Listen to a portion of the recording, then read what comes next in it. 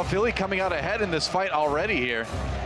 Swoosh wanting to clear the high ground right out. The amount of damage this guy could do. Philly with a real chance to flip the point here. Okay. LogiX, he's relentless. And that is going to be the job done. This guy just can't seem to miss. Oh, it hurts. It hurts to watch. Carpe sets him up and Shadowburn knocks him down. Oh, the Style Boys finally turned the tide.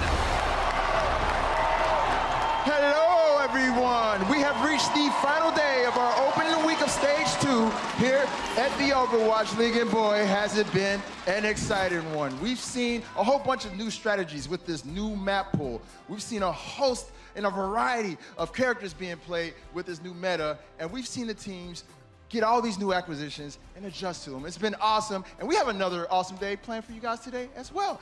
Are you guys excited for today, what we got going on today?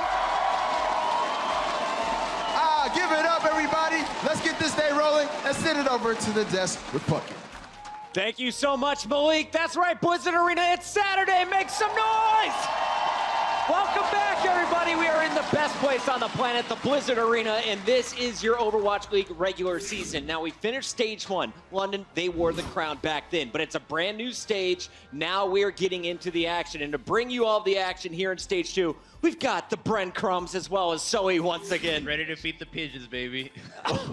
Pigeons, that's what you're gonna feed? I like it. Why? That's what you do with breadcrumbs. You throw it to the bird. You shouldn't actually feed pigeons bread, by the way. We're gonna keep this moving here with some standings, guys. Let's talk about the league here as we take a look at where we're at right now. Now remember, we're gonna play 40 matches per team throughout the regular season. New York, they're still in the #1 spot. Seoul, Houston, London right behind them. But today, we're gonna keep our eyes on these middle teams because in Stage 2, it's a fresh start. It's all about how you finish this set of 10 matches. Yeah, and I mean, I'm looking at Seoul Dynasty back on top again. You know, I'm so happy to see this now, and I had a feeling this was going to be happening with the meta. We've been moving into it, but Seoul back on top once again. No surprises there. Houston creeping up behind them. Yeah, I think Houston's the one to keep your eyes on because this team is working hard to go for that Stage 2 playoffs, rather. The maps matter so much as we saw towards the end of the Stage 1 run. Today, we'll keep an eye on Philadelphia as they match up against the Mayhem and, of course, the Outlaws. Will they be able to get another big win over the Boston Uprising? But it's time to start it right now as we bring our first team to the stage. Give it up for the team from Philadelphia. It's the Fusion.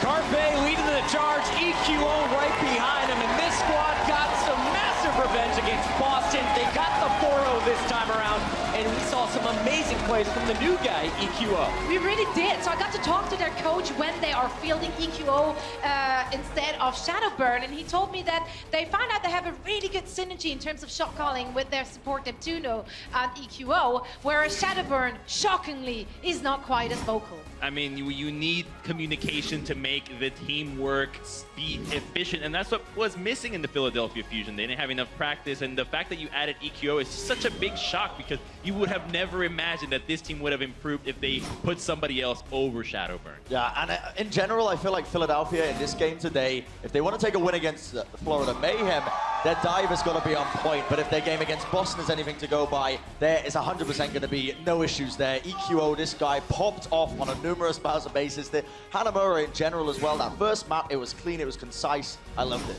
Pucko's got some good wink game I was going to say, was that a mini kiss coming in from Neptuno at the end? A lot of fans here in the venue cheering on the Philadelphia Fusion, but we know there is one team that everybody waits to see. How will they enter the stage? Today we find out, what does the Mayhem have in store for us?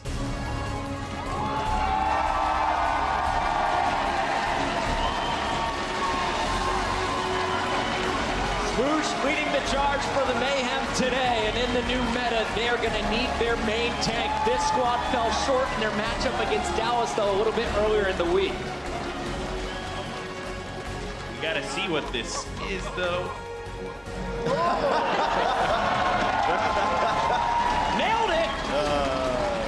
I love how they settle into to that Florida spirit. And also, they had a really good start in stage 2. They looked solid in their game against the NYXL, even though this NYXL, too many letters. The score did not quite suggest how competitive that match actually was. And it was great to see them stepping up the game. Mainly this guy, LogiX, really showed it. And even though this team only has one win, you know, you say they're competitive against New York, and that's exactly it. This team is just a tease. They're constantly, by the way, his camera is angled because he plays with an angled monitor. Ooh. That's why it looks like that. I like that. FPS, keyboard angles, switching it up. But anyways, this team is always just teasing you. They're always just barely getting the win, but always falling short. Why do they fall short, Brent? Now, before we get to that, Brent, real quick, Manitin and I made an agreement in the green room today while we were getting our makeup done. He said, I will grow out my mustache as long as we keep winning games in stage 2. Florida, you have another reason to cheer it on. Everyone wants to see that Manitin stash. Yeah, I mean, who doesn't at the end of the day? And speaking of stashes, Swoosh, where's that gone, mate? Honestly, he had a nice little beard going on earlier on in the season. Chopped it all off. I want to see how deep this Viking blood can really start flowing.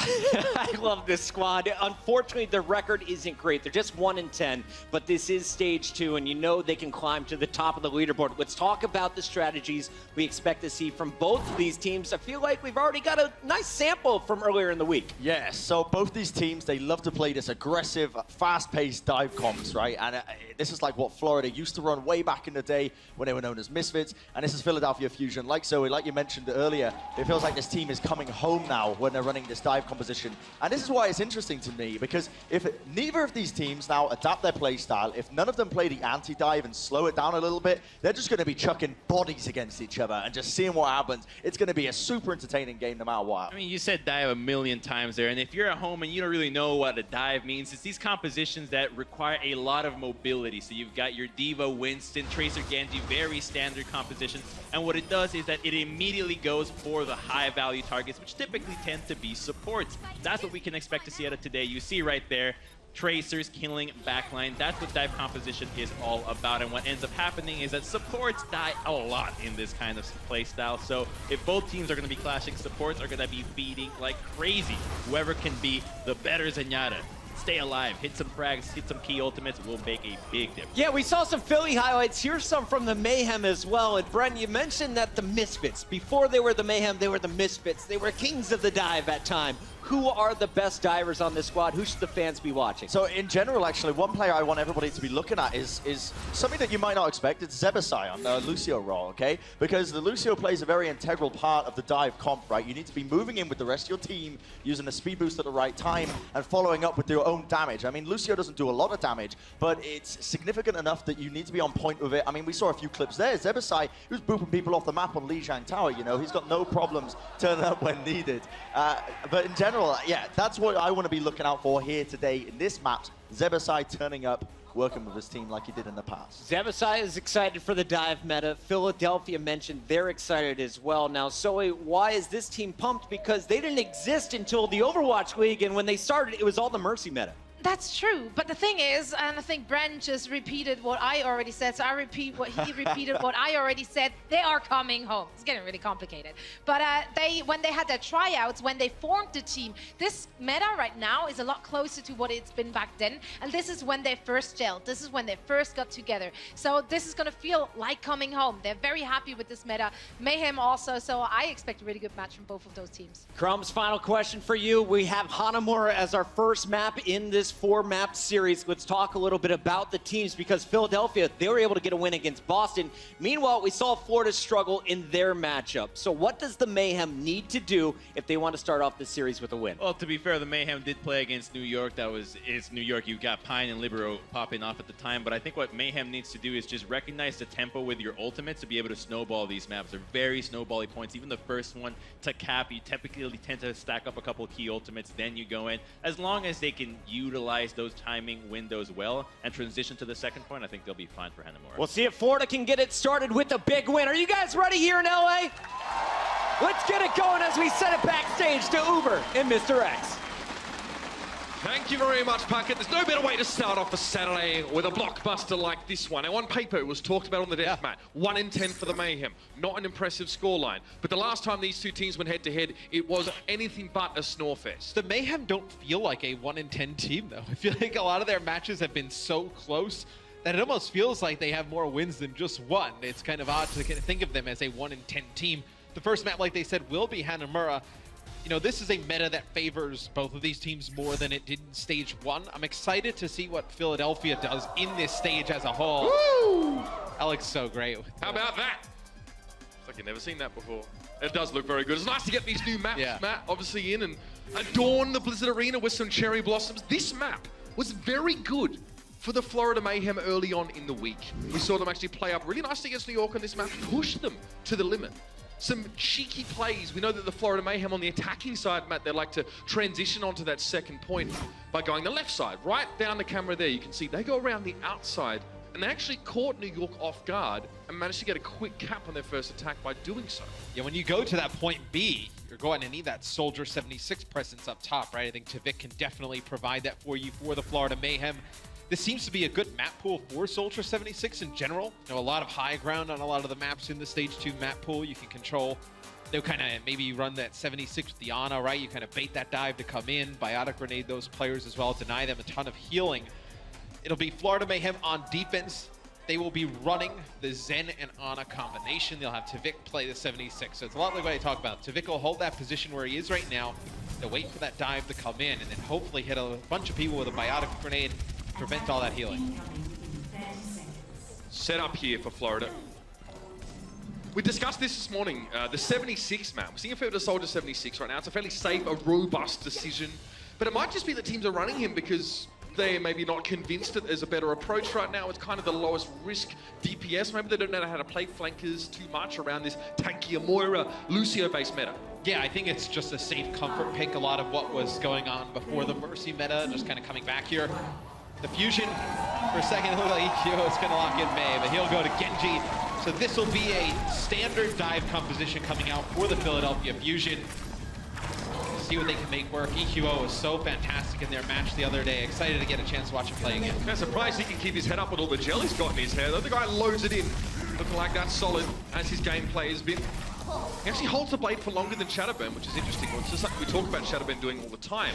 Forced recall here for LogiX. Fraggy was quite low on the low ground, but Carpe's able to defend his Winston, give Fraggy a chance to heal up, and the Fusion have already made great inroads in accessing this first point. Yeah, instead of diving onto that 76 in the back, they've kind of gone the opposite route, just taking stake on the point, which is going to be tough. You have LogiX trying to get on the point for the Mayhem, but if they kind of go too far away from Zupe or Zebasai, they're going to get picked off. Yeah, Florida are being forced to stand and deliver now on the point. They have to contest this one. They've pretty much got a tick there already, and now it's going to be TviQ dropping down. This is when the hammer meets the anvil.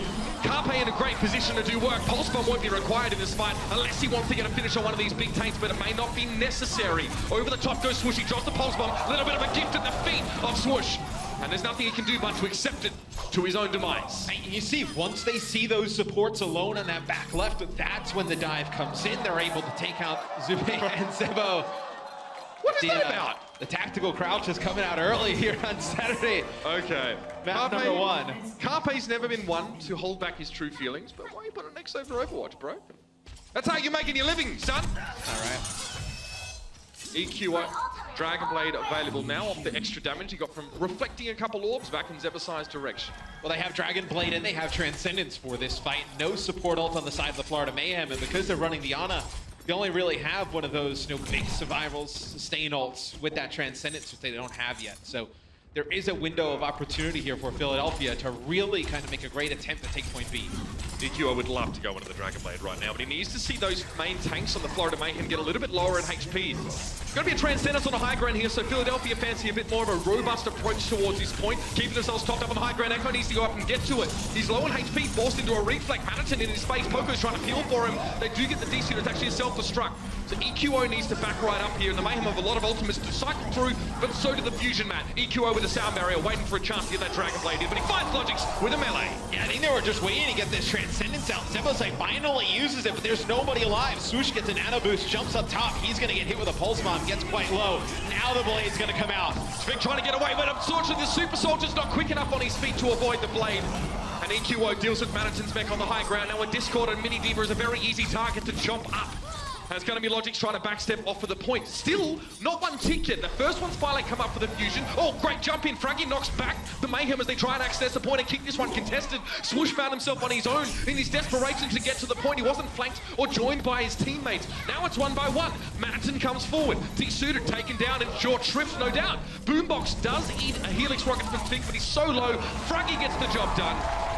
And we know the fusion like a scrap. They're like a bit of biffo, Matt. And they got just that. Very fast take. It's a great attack there from the Philadelphia Fusion. Towards the end, TviQ goes over to the high ground and he starts using that tack visor. Fraggy jumps up top and just forces him back into that left hallway on the upper high ground. And TviQ just sits there for a second because he thinks Fraggy's going to jump down and re-challenge him. Fraggy actually goes back towards the point. TviQ kind of sits behind that wall for like a second or two with the tack visor, comes around, he can only get 1 kill with it, takes out Boombox. At that point, Fraggy jumps right back up into his face, denies him any more damage, and Philadelphia is able to take that point. Yeah, it was just towards the end, just as the Mayhem looked as if they were going to come back and contest, Matt.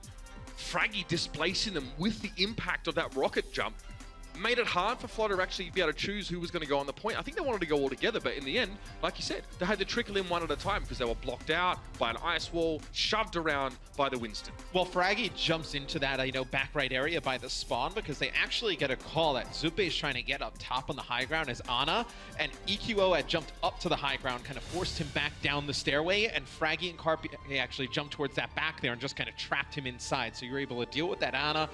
Not able to provide that healing from that high ground where, maybe he could have been able to keep a few members topped up on the point. Seeing the Philadelphia Fusion got the serpentine coils around the Mayhem in that previous fight, just choking them out. But we saw Florida being very adept at attacking this point as well. There's every reason to expect that they'll be rather fast on the attack as well. We'll see. The defensive lineup for Philadelphia Fusion should not surprise anyone in the room. Genji Tracer. Obviously Lucio for Neptuna, which was one of his initial go-tos. He was one of the best Lucios in Europe for a long time. Arguably still is. And of course your boy Poco on that Diva.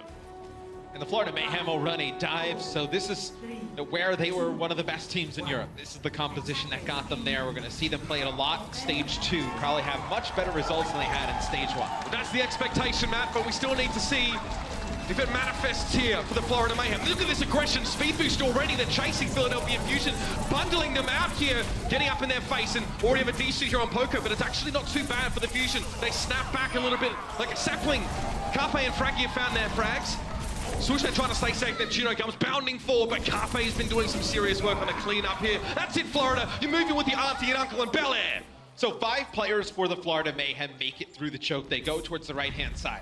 Philadelphia sends both of their tanks and both of their supports, back to deal with the Florida Mayhem. The issue is Zupe gets caught at the gate. Carpe and EQO just dive right onto him. Everybody else for Philadelphia is able to just survive that push that comes in for the Mayhem. Then the DPS players come back on the flank, take out the remaining members of Florida. Swoosh already trying to get the high ground position. Echo fancied a little bit of a contest. Knew he couldn't deal with the Winston in a 1-to-1. But they've got Zupe again. They're going to kill Zupe at the beginning here, so he's not making it through this initial choke with the Florida Mayhem. Or are they? Philadelphia Fusion are able to call it out. LogiX is able to take out 2. Now, Fusion are going to have to back up a little bit. The Mayhem will wait to get Zupe off spawn here, get their Zenyatta back in the mix. They know they're going to have at least a 6-on-4 for a limited amount of time. Yep, Fraggy and Neptuno are really trying to get back on towards the point, but the rest of the Fusion are waiting, and that's why Carpe's not making a big move. He needs to wait for his teammates to join, but EQO's already dealt with Zeverside. LogiX now backing away. He's going to have his recall forced, and there it is. It's out. Carpe pulse bomb into his own recall, gets the D-suit on Madsen, and now just to burst him down. Mini Diva, not much to be done here. Elsewhere, of course, LogiX have fallen to the damage from Neptuno after the recall. Carpe got to chill out on the point. And you see that fight go down, and you're like, well, where's the Winston for the Philadelphia Fusion? Fraggy actually dives all the way through the choke, and he's able to put so much pressure on Zebosai and Zupe that both supports for Florida pretty much get pushed all the way back to their spawn. So there's no support there for the Florida Mayhem in that fight. They have to help Zupe get in through that choke a little bit on the Zenyatta. He has the Transcendence. Discord is so powerful. You're losing a lot of it in this fight. Oh, EQO, there we go. Just a tickle, just to force out the Transcendence. The back away, hopefully for him, he wouldn't be paying for it with his life, but it's been reciprocated now. 2 Zenyatas using their ultimate abilities, and EQO now still looking for his entry point with this Dragon Blade. For the most part, it's a roiling mess. A big melee happening now. EQO wants to pull the trigger. He's found very little with the blades thus far, though, but a lot of damage has been dealt to Florida. He does eventually find TviQ. 2 for 1 It's a 3-for-1 now, and it will be the fight win for the Philadelphia Fusion.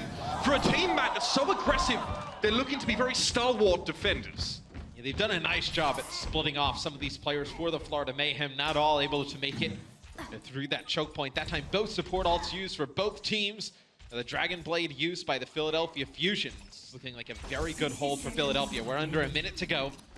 Poco with a self-destruct. That's the only ultimate right now on the board for both teams. We'll see Boombox on the defensive end start to build towards that Transcendence as well. Have you not? Okay, didn't think the Mayhem noticed Carpe there.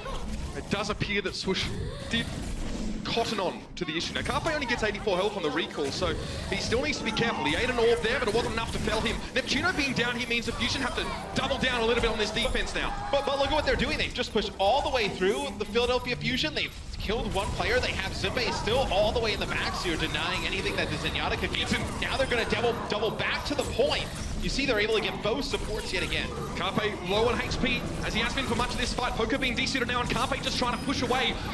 Self-destruct from Poco claims TviQ now, and there's more work to be done. Swoosh barely hits the ground in Primal Rage, and he is removed from the situation. It was Carpe with a final bit of damage. They're going to keep LogiX staggered. They're actually more than happy to let him run around a little bit. There's not much LogiX can really do on his own, and that's going to be time now into overtime. But the rest of Florida Mayhem don't have the ability to close to get to the point, and EQO just gets some style points, to quote Semler, to finish it off. That was dominant by the Philadelphia Fusion there in map number 1. EQO and Carpe, so they combine for both the 0 deaths throughout the entire whole map.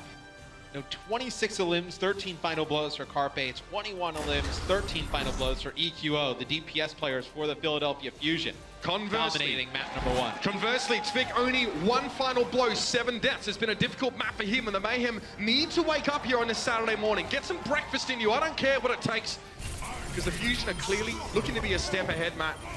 They're very aggressive, you know, they've got a sense of knowing when to come forward, and they play that aggressive defense so well. Map 2, ladies and gentlemen, is around the corner. Strap yourselves in. There's much more to be said and done.